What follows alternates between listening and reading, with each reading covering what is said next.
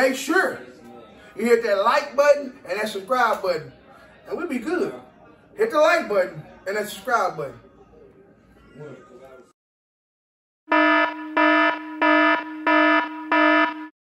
Alright. What's going on? This is your boy Mike on the mic, aka Michael the Comedian. And today I got one of the most craziest guys I know. He's a tad bit weird, but he's gonna let you know about his life. Introduce yourself, sir. It's legal name, Christopher Blaine Fuentes. Artist name, Kashflo Kris. So, 28 years old, born and raised here in Conway, Greenbrier area. So, I did not know your name was Kris. Yeah, bro. I always known Blaine. Oh, you want to throw a new name out there, huh? I put a government name out there. Yeah, they already know. You know, it's funny you say that because like when I came up with the rapper name Kashflo Kris. What is your rapper name again? Kashflo Kris. Yeah. But is it the same name on Apple Music? I switched it after that, man. Honestly, man, I had to go for a whole new marketing thing. There was already somebody with a super similar name on YouTube and a whole bunch of other stuff. So I was like, man, I wanted to be more personal. I mean, the name that I had really wasn't about shit. It was just something I made up at first, but. You know, I mean, shit, I've always been about my money, and my name is Kris, so, I mean, that is what it is. Oh, so now you're about your money. Yeah. Oh, now I'm about it, okay. I got you. So, man, what got into you? Now, I always knew you as a sucky Madden player, average Madden player.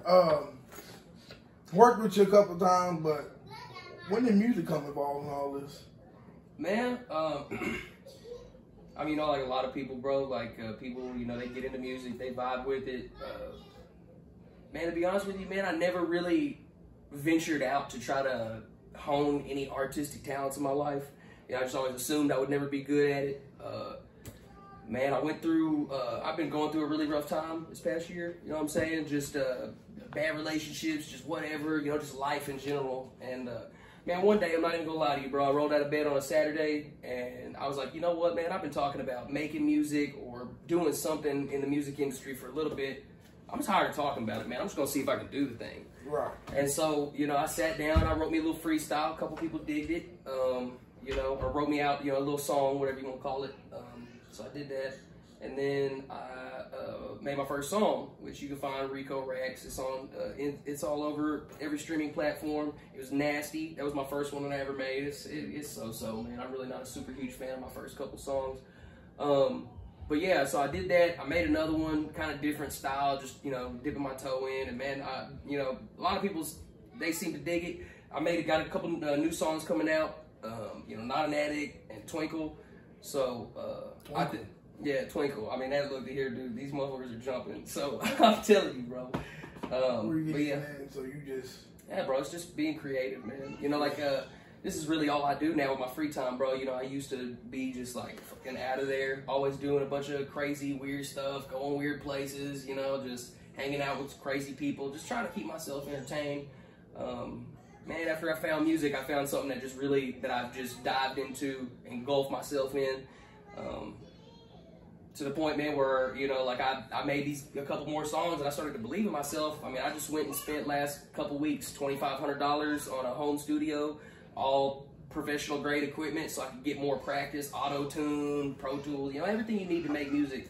And it's just been, man, it's been a great way for me to just it's an easier way to do it at home. Yeah. So you got his own setup. I mean, because paying for a studio for something you can do at home. Yeah, why would you do? And the sound equipment you have access to these days is so good that you really can't even tell, man. Right. So in-home studios are the way to go, in my opinion, especially for an up-and-coming beginning artist. You want to get as much time behind a microphone as you possibly can. So I'm used to being behind a microphone. Yeah. So I was behind a microphone last Friday for a comedy show. It was a hole in the damn wall. I'll tell you that. It was terrible. Yeah. Like, see, I haven't done those shows yet. I don't know. I mean, I pulled up and I knew I was right straight in Little Rock, was dead off in the hood. So yeah. Like, anytime you pass a turkey chicken in the hood, feel like that. So I was sitting there and we pulled into a building and this building looked janky. I'm like, man, what's going on in this building? So I go inside. Man, there was a hole in the wall. They had, like somebody that stole some furniture from Renaissance and put it up there. And it was just terrible. I said, you know what? every time I get behind a microphone, it's gonna be in a legit place. Right. But, well, you know, I mean, that's part of it though. Is like playing those shows where you know ain't nobody there. You know, you're playing at the minimum vacancy places. You know, well, just that's the start. Yeah, yeah. People don't know you going to a small crowd. Like, nobody been here. If you can perform in a small crowd, you get you ready for a big crowd. Yeah, absolutely, absolutely. I mean, my first crowd performing was 50 people. Yeah.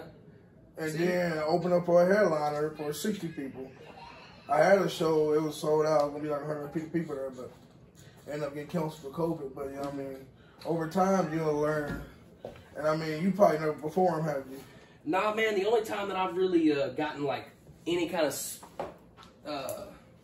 I guess, mic time in front of like a large group of people, which is why I really don't think it's going to be a huge problem, man, is I used to, you know, I went to Renewal Ranch. It's this, you know, this rehab program, man. You know, I had a couple demons in my past that I had to deal with.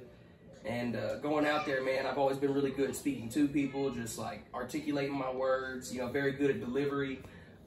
So I you know, they put me up there and I do a couple of, you know, scripture recitals or, you know, like miniature Bible studies or whatever in front of a couple hundred people or so, you know, and it's not something that's ever really made me flinch. It doesn't get me nervous, you know. So, I don't know, I guess in a way, my whole life I've kind of been preparing for this. I've always been good at speaking. I mean, when I was in school, my essays were always top-notch. I've always been a good writer, always been super creative. So, I don't know, man. This has just been something that, you know, I've kind of tripped and fell into, and I don't want to get out. So, that's just where I'm once at you right find now. something that you're in love with, you don't want to fall out of it. Like, Yeah. Stand-up comedy was it is, and now it's podcasting is where it's at, you know. You know, every now and then I'll be sitting at home, I'm going to do an episode. Like, nah, I ain't going to do it. You know? I just want to jump on there, which I'm actually going to start doing more content, like I said. But it started getting skits going. That's why I asked if you want to be in it, because at this time, man, I just got to, I had my surgery next week, but after that, I just got to push for the rest of the year. Right. I got to push. So, like, if you saying getting on stage, you might not be nervous. I ain't never been a nervous person.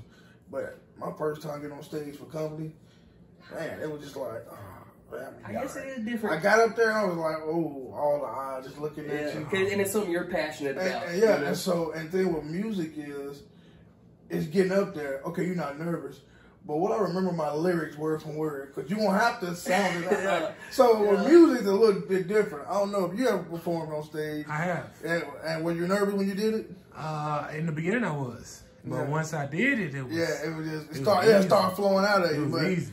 But did you have like an idea going into your show, like, man, this is how I'm finna handle this? I mean, being a solo artist, it was harder for me because I was used to playing drums for churches and stuff like that. So I've been in front of people. But all the attention being on me, yeah, it was tough, man. Yeah, that's what it is. All eyes on you. Like, you are the main prize. For real. But once you get over that fear, and if you really love what you're doing, man, you'll kind of lose yourself in it, and you'll get better. And you won't be as nervous. And you'll just get up there and do. Because I was drinking at first and everything, and that was killing me. It was not helping. Yeah, I can't be doing all that, man. I got to be, like, about my wits. Yeah, you know what I'm exactly. saying? Like, 100% I may be in about control. to throw up, you know what I'm saying? Like but I'm just like, I got to be focused. Yeah, like the last show, I was like, man, I'm going to drink before I go on stage. He was like, don't do that. Don't go up there. I'm like, please don't right, drink. I'm going to go up there. Do that. No. I'm going to go up there. But then, but like the environment where I was, it threw me all off. Even my uncle told me after I did it. Go on, tell us about it. Huh? Go on and tell us about it. I've been talking about it earlier, the hole in the wall. It was a whole My lot. uncle was like, yeah, I could tell you went into it. I mean, it wasn't no host, bro.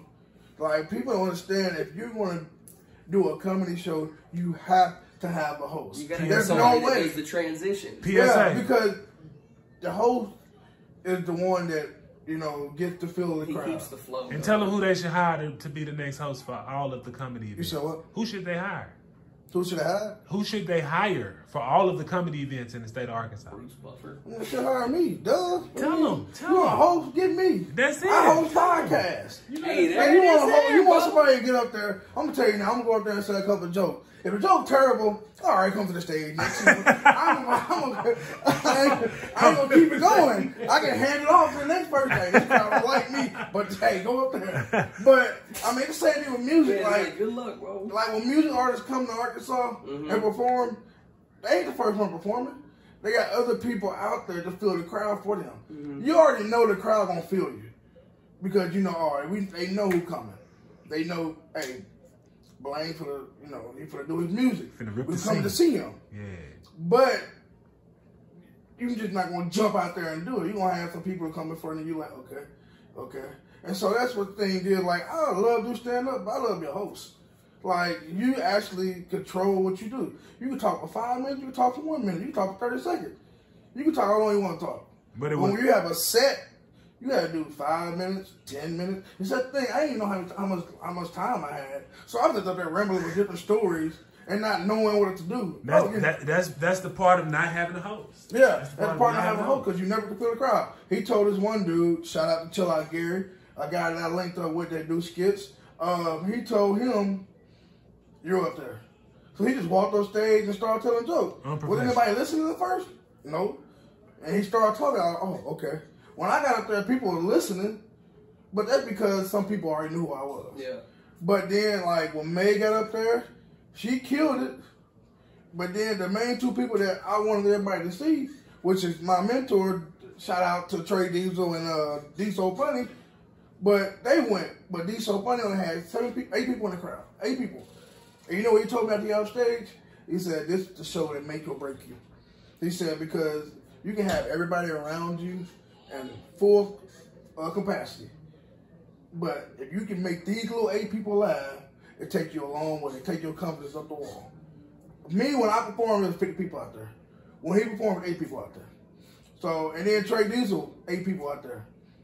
So, my advice to you is, if I was you, you only got how many songs you take out right now? About 4. Well, I've only got 2 that are all the way out. I've got 3 that are recorded, mastered, and everything. Those are going to be dropping probably at the end of this month, next month. I'm just, just kind of, I want to kind of get a nice little EP together, something really put together. So it's like me to make my statement, my entrance. You ever go to TC's from where try to think, can I perform a song or 2? You ever tried that yet? No, I haven't really ever thought about that. Push yourself out there. Yeah. As long time you can right now. I mean, I've learned the hard way to push myself out there. Now I'm at a point to where when we first started this, we was reaching out to people. It's not so much me reaching out no more. I'm at home chilling, playing the game. I look at my phone. Hey man, we're trying to get a pot. Now it's more so it's reaching out to me. And I'm not saying, oh, I'm this, I'm that. No, I'm just saying, but that's people are seeing that I'm actually willing to see. How y'all doing? It's Gary Jackson, Knuckle Up Basketball.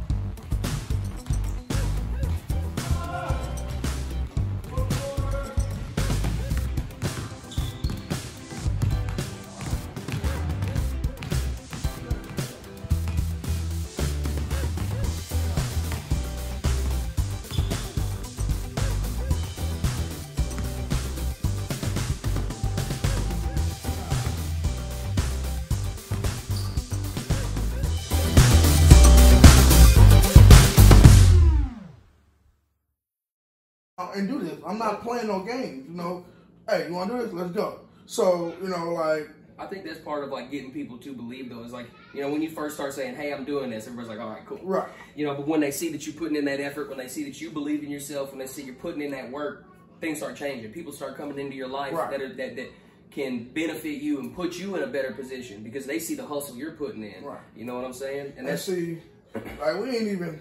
And the crazy thing about it is, we only put out a little portion of what we're doing. We ain't even got started with the skits or these videos edited. We ain't got started with any of that stuff yet. And so, like I said, that's why, another reason why I want to push my surgery, they said we could do it as early as next Tuesday. I said, okay, fine, we'll do it. You have to wait because I know 2 weeks down, I can do podcasts, but I can't do skits like I want. I still can do skits, but we're going to get that part figured out. But as far as just pushing it, toward the end of the year, you got to book it for the year up. And another thing I'm thinking about doing is, doing this, booking it, but we want to have content to sit back. So that way we don't have to worry about working so hard. Mm-hmm. We just throw stuff out there every now and then like we want to. And honestly, man, like I've been, as an upcoming artist, you start out just like taking shots in the dark in every direction. I mean, like I never wrote a song or freestyled a day in my life before a couple of months ago, and I was just like, okay, I didn't know that I'd be even halfway decent at this. Well, I got on YouTube, bro. Like, you'd be surprised at how much you can learn just from what other mistakes other people have made. There's a dude, Rob Level. I don't know if you guys even know who that is, man. He does this thing called Smart Rapper. I know people are gonna laugh at me when I say that I watch this dude's videos. Man, the dude's the truth, man. Look here, this dude taught me how to better write lyrics, how to, figure out where my tone is on my voice. Like, man, I take this shit serious. I don't go out to no bars. I don't go out and go do nothing, man. If I'm going out on the weekend, it might be once every couple of weeks now. Man, I stay in the house from Friday to Monday. Like, last week, I slept 7 hours total. Total 7 hours. And all that time in between, I sat in a chair, wrote lyrics, found beats, sourced my stuff, reached out, marketed my thing, tried to get more followers. I made a whole new artist page on my Instagram, Kashflo Kris, 2Ks. I'll probably have the link posted on this video if it's everywhere. But, it's just like making sure that people know that I'm taking this serious. Now, when you just said that, you said that with no confidence. No confidence? No, you feel that? He's like, Kashflo. Yeah, you gotta talk, you gotta tell your name with spirit, like, hey, my name Kashflo. Like, this is who I am. Like, look me up. Yeah. I mean, we hear you. I mean, you got people in Germany, Singapore, what is it? You got all the people listening. Hey, man, I be checking my Spotify numbers, man. I actually got a couple of listeners out in Germany. I'm not even playing. Exactly. So now it's going to double up because they're going to hear it, feed it. Yeah. They're going to hear it. I tell people, everybody, oh, man, I wonder how long it's going to take. Don't worry about how long it's going to take. If you get views, you get views. Well, see, for me, man, look, the confidence is in the product. I mean, I can sit here and be like, yeah, my name Kashflo Kris. I know when my hit play on my shit's going hard. Yeah. And like I'm at the point now where I know my shit's hard. Like I'd be like when I first started doing it, about 3 months ago, I was like, man, you think maybe I could get you to listen to this? And you tell me, they'd be like, man, honestly, it's all right, bro, it's all right. No, now when I play my shit, people are okay, and it's all my stuff I ain't even released yet. Right. So I'm super hyped, man. Like I said, like you had said about the whole 6-month thing. That's one of the things that they taught us is the class I've been taking teaches. It's like, you want to get together 6 months of singles. You want to market your shit 1 song a month in order to gain so many followers. Man, the one thing that people don't do is when they start chasing their dreams, I think the goal is to get paid for it. You want to do what you love and you want to get paid to do it. We talked about people's mentality is, my mind is fortune. Other people's mentality is fame. Yeah. Well, I mean, I don't care. If fame gonna come with it, but I don't care about the fame. Like, as long as you know my name, cool. Huh? I'm trying to pull up in that McLaren. It ain't even about materialistic things either. Yeah, it may be property or whatever it may be. I'm not doing. I'm not even. I don't know if you follow him. Right, I'm not even doing this for me. Like, this lifestyle, I'm doing it, but in the long run, I'm trying to dump money into my kids' hands. Yeah, that's it. That way they be like, oh, my daughter want to be an entertainer. So what like me not going 110%? She see her daddy doing it. Yeah, she see her daddy doing it, so why can't she? She already thinks she can do it. Absolutely, bro. Both of my daughters they always doing TikTok and stuff. Like, it takes a certain, like, it's always, I want to do it. And then it's always you're doing it. But it takes a certain type of person to take both of them and make it molded to one, like, I'm doing it now. Yeah. And I mean, I'm not laying down. Like, it probably go about 2 or 3 days with me and him barely talk to each other. And I bet you like, man, Mike gave up. No, he ain't going No, he probably don't think that. But, I actually have people win this podcast. I'll wait for your next podcast. But I mean, it's working out perfectly because it's giving that just a bit of want to like, hey, when y'all coming with another one? Yeah. Well, you need a demand with a supply. Right. I jumped on my boy live yesterday. They was shooting a video with Mo3. I was just like, what's up, man? He said, what's up? How your leg doing? I hope your leg all right. And the next thing he said was, I'm still ready to do this. I'm ready to do this podcast. I'm ready. So it's like people are wanting. And like I'm saying, I'm going to reach out. Like I thought I reached out to them. But then, you reach out to certain people, and then you don't say nothing. And then they won't say nothing to you. Mm-hmm. Like Trey Diesel. Hey, I said something to Trey Lethal. Was it 2 months ago when I performed on Looney B when I saw him? 2 months ago. I saw him that night. He left. Yeah. Walked back in, was like, but yeah. What's up with this podcast? So it's like, if you reach out to somebody and y'all chop it up and it don't work, I mean, nothing going out the way, just like me and you. When I said I was going to schedule you, and then we kept having to reschedule and stuff. I like he kept saying we owe Blaine. I said I'm gonna get him. We owed you because I think I canceled. Yeah, I've really been wanting to do this, man. But I'm really happy you guys got me out. The thing about it is you stuck with it. Yeah, on segueing into that conversation myself. So here's a big problem, and this is like, you know, I'm not taking a shot at Arkansas. Where my camera right there? Okay, so I'm not taking a shot at Arkansas. Take a shot at Arkansas. But look, I'm gonna say this: Arkansas, we got plenty of talent. We got plenty of dreams. We got plenty of resources. Everybody, look, I could take a stone and throw it and find somebody rapping, find somebody making videos, find somebody doing something, but I can tell you what they're not doing. They're not promoting. They're not reaching out to their other people who are doing the same stuff. Arkansas is, man, I'm from here. Love this place, man. But it kills me when, you know, like I reach out to another artist. I'm like, hey, man, let's set this up. And then it don't happen. You know what I'm saying? Now, there's a couple of guys that I reach out to and we link up and we do something, you know, and it's cool. But that's a big problem that I have, man. It's like, and it's not just with music or any of that. It's with a lot of things, man. It's like a lot of people here, they get so defeated so they don't even try.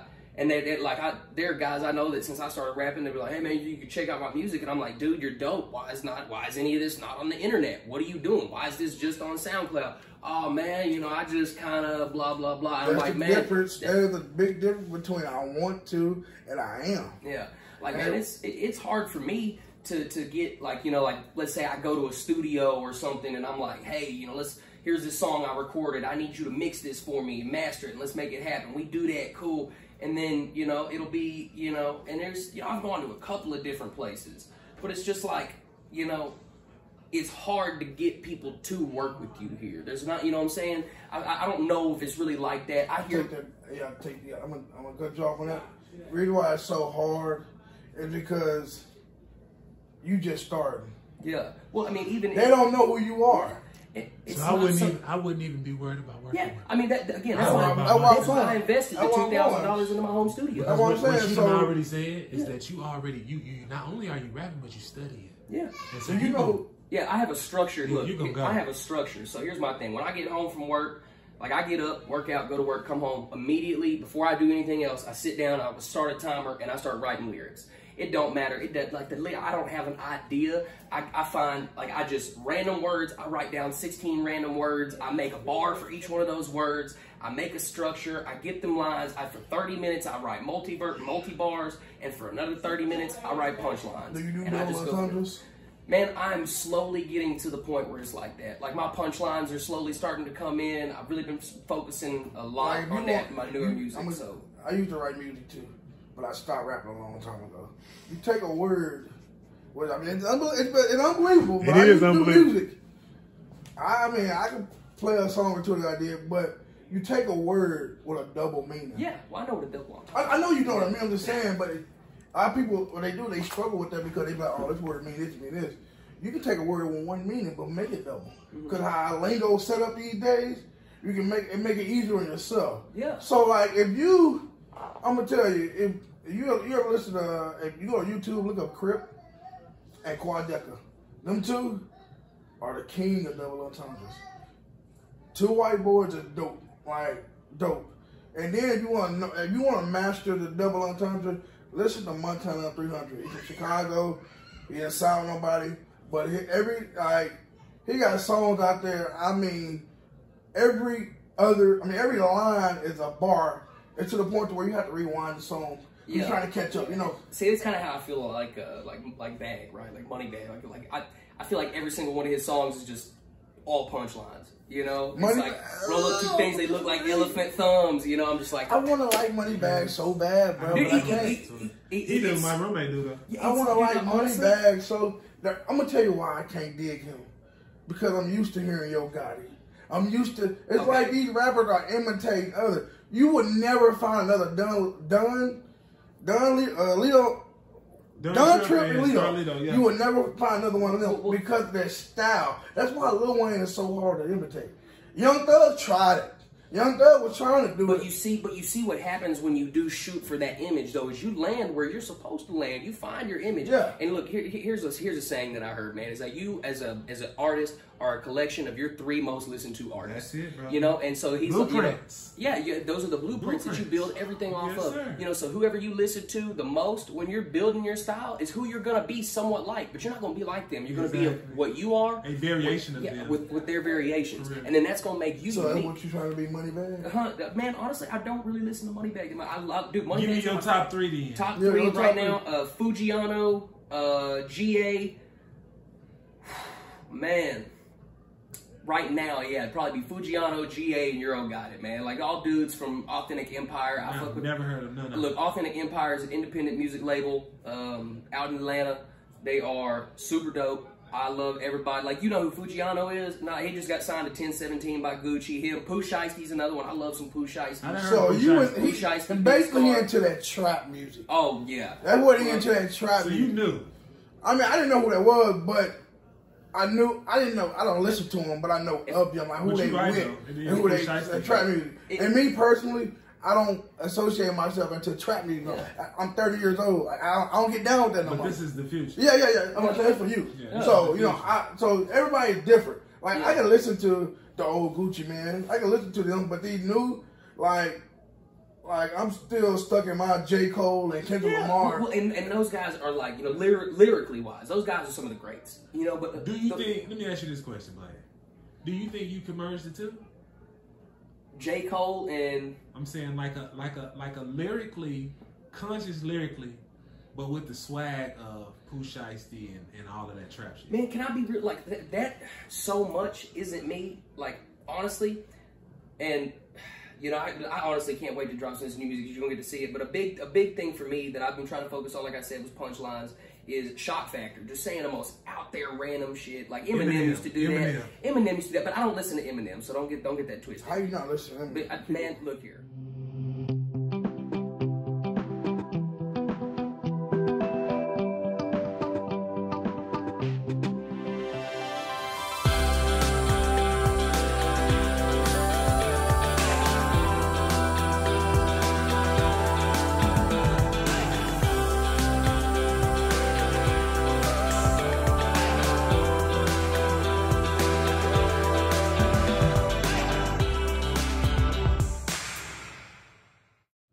That's just not my style. Like I like Eminem. Look, Eminem was a voice for, you know, a younger generation that was disenfranchised back in the early 2000s, and he really spoke, you know, gave people like the you know, he was the first one. He made it.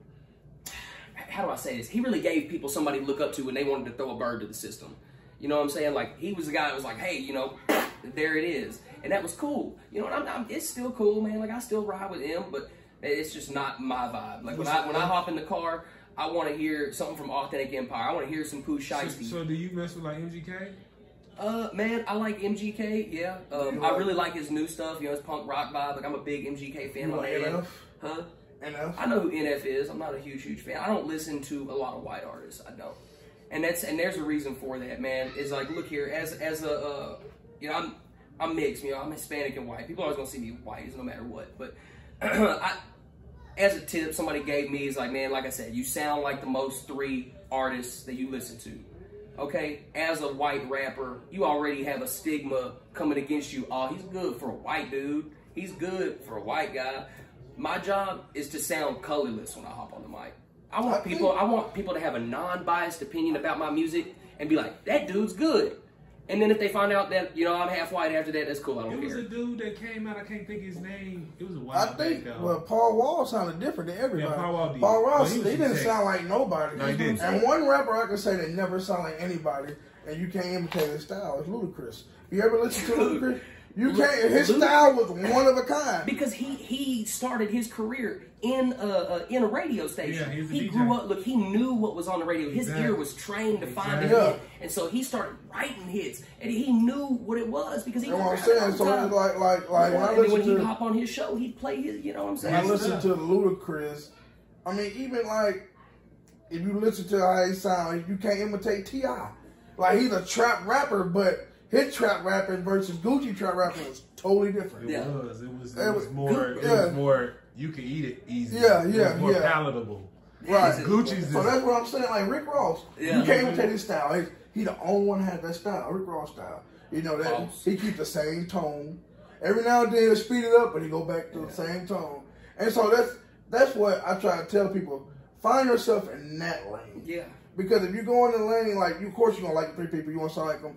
But you also got to find a way to be different because there's so many styles out right now. That's why I was telling you what I was telling you about the conscious and then mixing it with that. That because I haven't heard no conscious like trap music. That I haven't heard, and I want to hear that.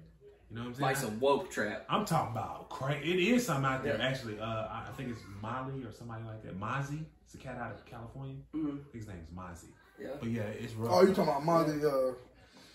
Yeah, it's rough. I think I know you're talking about. I have to check some of it out, man. I'm always open into listening to music, especially people that aren't. Like, that's why I had to listen to NF. NF, which I'm not telling you, NF don't cuss in his music. Yeah.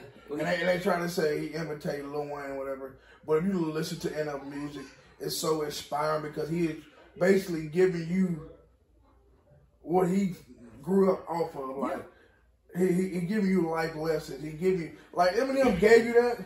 But Eminem also gave you, you know, hate your baby mama, hate your mom, and all that kind of stuff. So, hey, look here, in the words of himself, we know hands down, top 3 lyrical rapper of all time, Eminem. We know that. Yeah. That's because he broke down and studied the dictionary to the point to where Eminem is not the words, he knows the syllables. Yeah. Well, and what you see when you start writing these multi-bars, you know, as you start seeing the syllables and you start seeing the alliterations and you start seeing what nouns you can use, you know, to find your punchlines, and you start developing like a category, you know, like a database in your brain.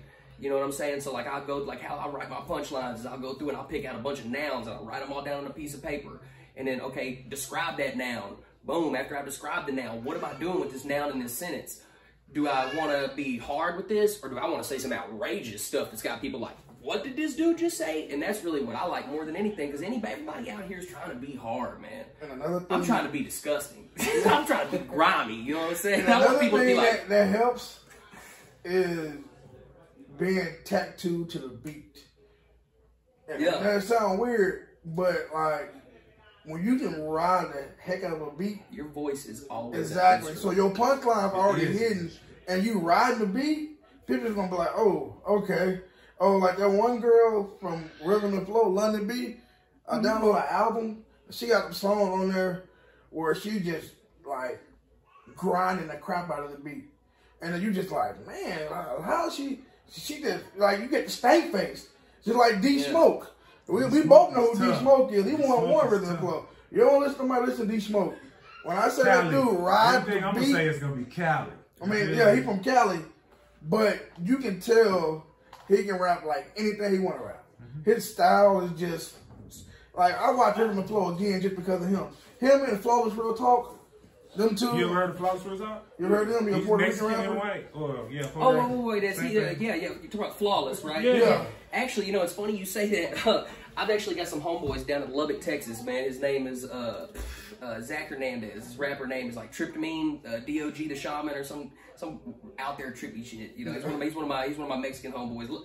Long story, I'm gonna try to shorten it up. This dude almost killed me at a music festival, right? And he came up to me and he was like, "Yeah, man." And I told him, I was like, "Hey, man, you know, this is way back." I was like, "Man, you know, you gave me a hit of acid that almost killed me." You know, he didn't know I was already on 15 other hits of acid anyway. He just gave me one and it knocked me off.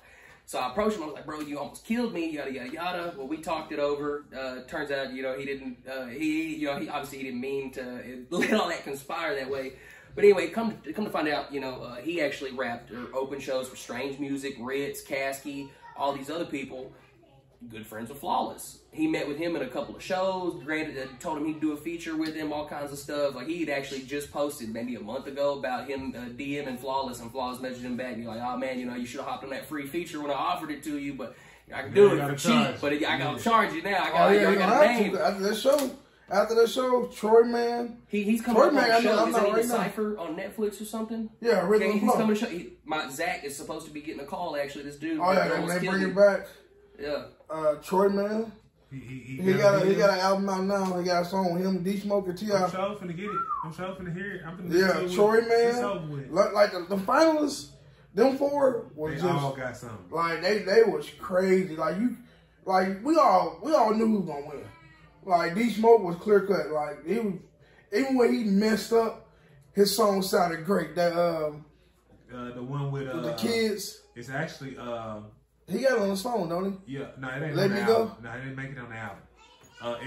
It's got George Clinton. It was the George Clinton remix. Yeah. So like it's just like, and so when I watch that show and look into these artists, I'm like, you know, you can tell they've been doing it for a while. Cause like Troy, man, he started off, I'm like, oh, I don't like him, but at the end, I was like, dude, nice. Dude has some juice. Yeah. So like, and then like I said, that girl London, like she probably hard to me. She harder like Cardi B right now. Cardi B just be talking crazy. London talk real street stuff. You like Cardi? Oh man, no. Like London talk real street music. Like you'd think she a dude. If she have a girlfriend, you thought she was a dude. How she rap? And then like I said, so with that being said, like what you should, like I said, write your music every day, but also have different content. I know you like trap music. You know, you can throw out a couple of. I'm really not a dude that do sex songs. Like I never could. I did one song. My homeboy told me to do a love song, and the lyrics were so tainted. I was just like, man, I'm just gonna say it. I wrote it in 5 minutes. Like, I can write music all day, but I just don't have the passion to. I mean, sometimes I'm like, man, you know what? I'm gonna lose the rap. Yeah. And then sometimes I'm like, nah. And see, that's honestly, like I've been studying different kinds of rap. You know, like how are these guys recording in the studio? You know, a lot of Atlanta rappers are doing this thing called quick punch. You know, where you basically, you know what quick punch is? Man, you go little by little. Yeah. So it's like I'll get in there, like, you know, and I've got a home studio, so I'll get in there, I hear the beat, boom, I'll chop in for, 10, 15 seconds, hit it out, go back, listen to it, cool. Yeah. All right, this is where I'm gonna chop in, and then go back, chop in, and then it's like, stacking them on top of it. Yeah. So you're just going in 10, 15, 20, like whatever you can do. Small. Yeah, but I feel like that, instead of writing, see, like what I've experimented with a couple of these songs I've been working on is I will do quick punch for half of it and write the other half. Because, and what that's shown me is that, man, doing the quick punch allows me to work on my creativity, and because it's coming right off the dome, it could, you could just say some really out there shit, some really ignorant shit. And then when Keep you what do you want, throw away what you want. Yeah. That's what and then once you got a little 16-bar verse or whatever, you hit your hook or whatever, and you go back in and you do your writing stuff. Exactly. And then so it's like, okay, we just heard this cool And you may even go back in and fix some of the words you did in the first part. Yeah, absolutely. Exactly. Well, before I ever release a song, I always pick a handful of people. Hey, what do you got notes on this? What do you got for this? You like got you said, what is it called? Focus group. Yeah, I got a focus group that I can reach out to and be like, hey, man, be completely honest with me. Does this suck? What can I change? What can I tell somebody that. Yeah. Somebody wouldn't listen. Yeah, and it's a great idea to have that, Remember man. I had to tell you that about your show? You should run it across people. Yeah. I mean, it's a great idea to do that because, honestly, it lets you know what people want. Exactly. And what you had said about some real music, man. I mean, I'm not going to lie to you. Every single song that I've made so far has been some trappy shit. I sent it out to one of my fellow artists that I have in my focus group, and I was like, yo, let me know. What do you think?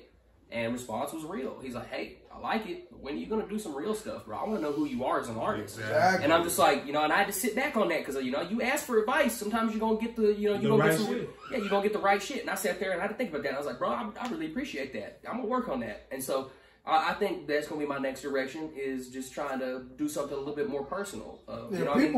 People like the trap stuff. But you can't be an artist if they don't know who you are. Yeah, absolutely. And, that's a big reason why I'm here. I wanted people to actually get to see me in person. Like, who is this dude? You know what I'm saying? Face with a name. Yeah, a face with a name, man. I just, I mean. They get tired of seeing my face. He said they get tired of seeing my face.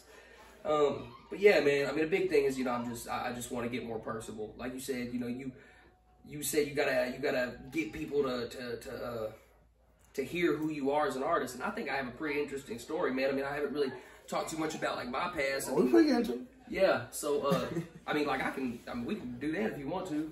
Oh, that's what we want to transition to, man. Yeah. You trying to make commercial break? Keep going. Okay, all right. Well, let me see. So I mean, man, real talk. I mean, I guess just quick backlight story, man. I was born and raised here, Conway, Greenbrier area. Man, I didn't have a dad, man. I grew up, it was just me, my mom. Yeah. That's what I don't like about this one, man. How long it's been off is the question. Before they keep it going. It's uploading every 37 minutes. Knew it gonna happen. Dancing over there. You a Giants fan? I had a game today. It's terrible. 14-5, boy. Terrible. 14-5.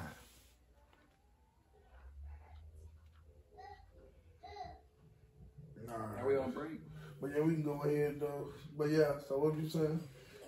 Oh, just about me. Okay, a little bit of backstory. You know, I was born and raised here in Conway, Greenbrier area. You know, I grew up without a dad, man. My mom, she kind of raised me a little bit. You know, she had her own demons that she had to battle with drugs and just, you know, she had me at a young age, man. So she was, you know, going through her own struggles, trying to find out who she was, and she didn't really know what all to tell me. So I kind of got, you know, I was raised a lot by my grandma. So that's kind of where I sat. I joined this program, man. I met this dude who wanted to mentor me when I was 8, and he wanted to be my dad. So, you know, well, not take that back. You know, he wanted to be my mentor. He ended up becoming a father figure at some point. He actually recently passed a year ago. So that was a little bit rough. But over the past couple of years, man, you know, let's see, I guess early 20s, I, you know, got into, you know, drug addiction and just like selling drugs and just involved in a really bad lifestyle with a lot of bad people. You know, I ended up catching a couple of different cases. One back when I was 20, you know, I got caught with some weed, stupid, but they put me on probation. I didn't wise up. I didn't wise up at all, so I kept doing dumb shit and eventually got the shaft again. And, you know, I went and did 7 months in county in 2018 over a bad drug case. And they're still offering me 30 years to this day. And they sent me to rehab. They spent, like I said, spent about 7 months in county. So, you know, almost 2 years that I had already done already, and I still haven't even been sentenced. And they're wanting me to do 30, you know, which is probably like 7 to 10 years, you know, to the door. Minus the 2 you already done, so. Yeah, right. Well, see, that's the thing is I don't know if they're only going to count some of that time off of my, like, front end before I get out. But that's not really important. But, yeah, that's kind of, you know, what's been going on with me. What kind of led me to start reaching out into different areas to find something to put my free time. Because, you know, I built my identity on something. All right, bro. These Kris man, where everything's about quality, man, precision and consistency, man. You know, it ain't fresh if it ain't leaves, man. You know, I put the hard work and dedication into it. You know, it ain't nothing that you buy out the store, and I don't condemn other businesses. That's against the law, but, you know, my fish is fresh. Catfish fillets, catfish steaks. You know, like I say, it ain't fresh if it ain't leaves, man, straight up. Already, bro. That was built on a bunch of bullshit. Sorry, important message. But anyway, yeah, so I built my foundation of who I was on a bunch of bullshit. You know, I thought I was somebody that I wasn't. I thought I was some, you know, like, I just told myself, man, this is all I'm ever going to be. I'm going to be a drug addict. I'm going to be a drug dealer. I'm going to do all this dumb shit, you know, for the rest of my life. And slowly but surely it started eating away at my soul, man. It started really getting to me. And, you know, that's when I got arrested. Honestly, it's probably one of the biggest saving graces of my whole life, really, because I got an opportunity to get sober for the first time in a long time. Spent a lot of time in jail, man. Had a lot of time to reflect on who was really important in my life, which was really nobody other than my son and my family. And I figured that out the hard way. But, you know, just going through that whole experience, it let me know what was really important. And, you know, it let me know that I've been wasting a whole lot of time on a whole lot of dumb-ass shit that had zero importance in life at all. It was not going nowhere. It wouldn't transition into anything that I thought. And once I completed this rehab program, you know, I had 6 pending felonies. I got all this stuff going on. I was boxing up chicken at Chicken Express, man, a year or so ago, year and a half ago.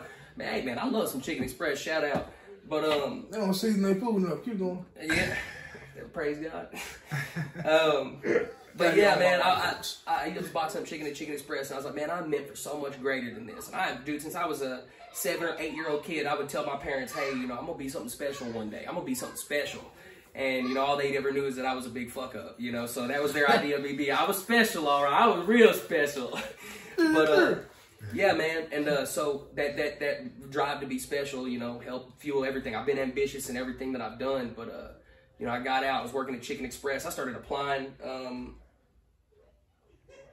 I started applying at a whole bunch of different jobs, and that I didn't qualify for. Once required college degrees, and this one guy reached out to me and was like, "Hey, what about your resume, even remotely, applies to this position?" And I was like, "You know what? It takes a special kind of job, a special kind of person to do the job you're asking for, which was sales. Always been in sales, whether it be something I could put on paperwork." He was like, "You know what?"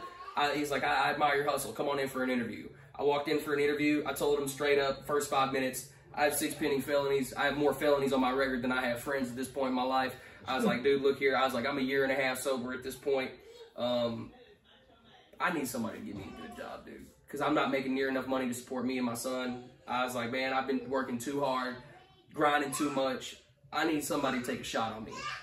And I was like, and I want that to be you. And he's like, well, why should I? And I was like, man, look here. I've got everything going for me right now. I laid out my plan. I told him, I was like, man, you could be the guy that helps put somebody that everybody else counted out up there. You could be the guy that changed your life, and that could be all on you.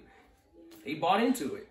Today, man, I'm making about 50, 60K a year, you know, grinding, still got pending felonies, still going to court. I'm making more money than most people do with a college degree. And I feel, what you selling now? Yeah, well, I used to, see, that's the thing, man, is like I said, I didn't know it was going to transition. Everything that I used to do in my old life, man. It was all preparation.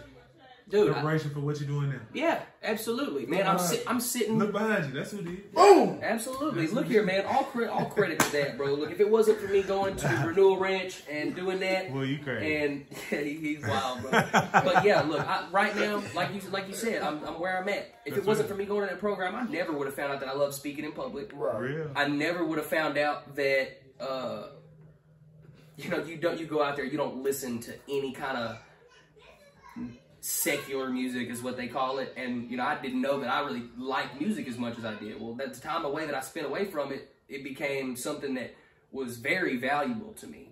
So coming out, music has been a big part of my life. Like there's time, you know, I probably spend 90% of my day with headphones in, you know, because I just that's where my mind is at. That's the vibe I'm on, and it inspired a love of music. It inspired a love of getting in front of people.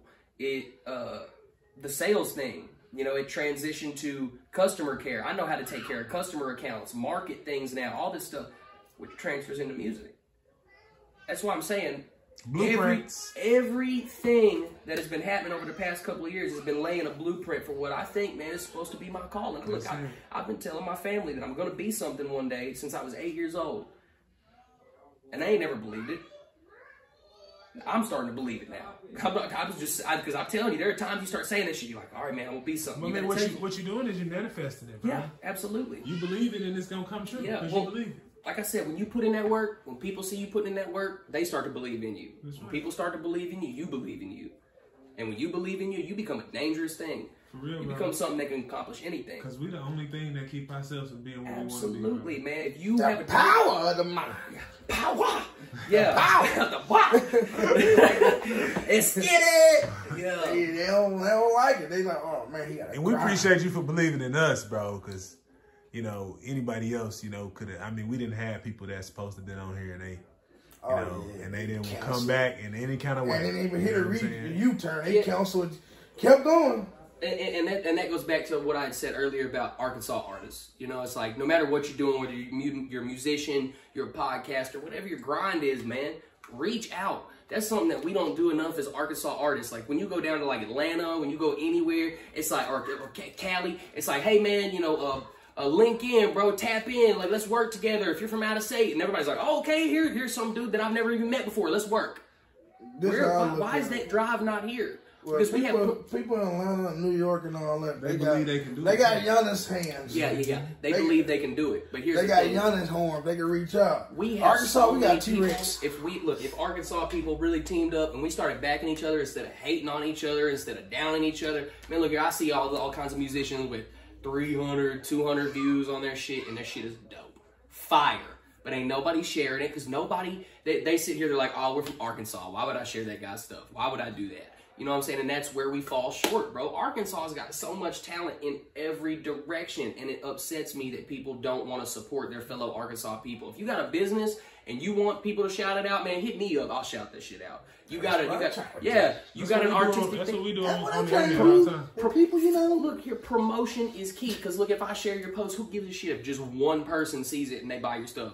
That's one person you didn't have access to. And that's free marketing. You know what I'm saying? Anybody from Arkansas, you need something shouted out, you holler at me, I'm going to shout it out. I don't care. You know what I'm saying? I don't care if you're selling plush puppy dog dolls. I ain't going to buy one of them motherfuckers.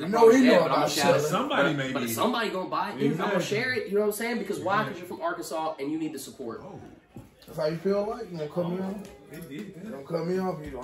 I'm already black. Black. I'm black, y'all. I'm blackity black. All right, man. Let's see. You still got about. Yeah, we basically sitting at 47 minutes. You know, 15 minutes left. Anything else you want to put out there for the world? Yeah. Man, just follow me on Instagram. Just keep up. You know what I'm saying? I mean, the whole point I'm here, obviously, is to get my story out. It's Kashflo Kris, double K.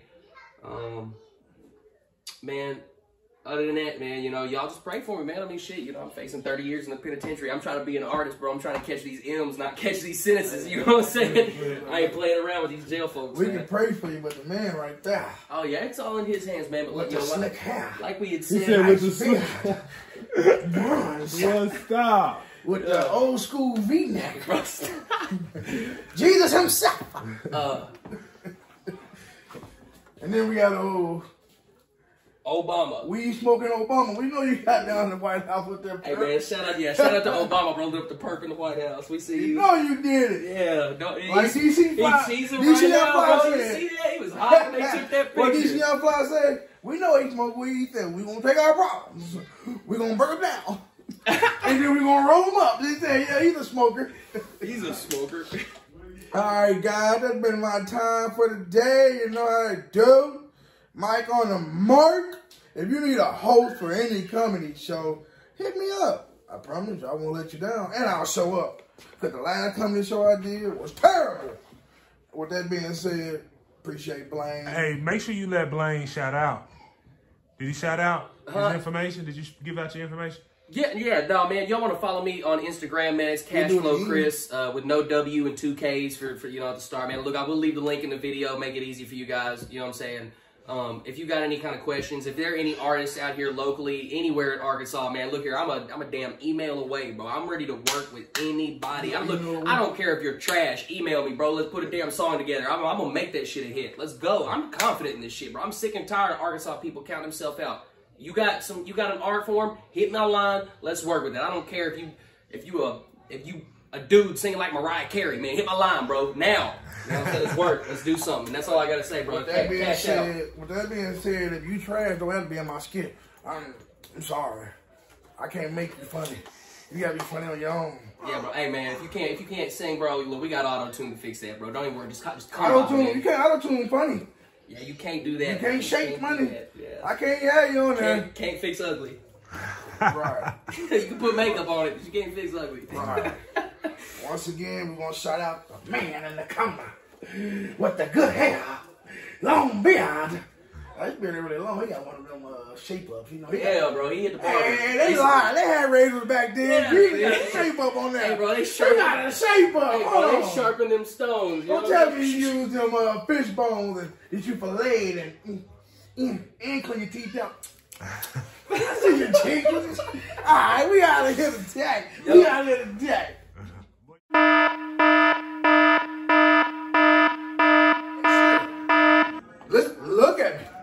Look at me. Make sure You hit that like button and that subscribe button, and we'll be good. Hit the like button and that subscribe button.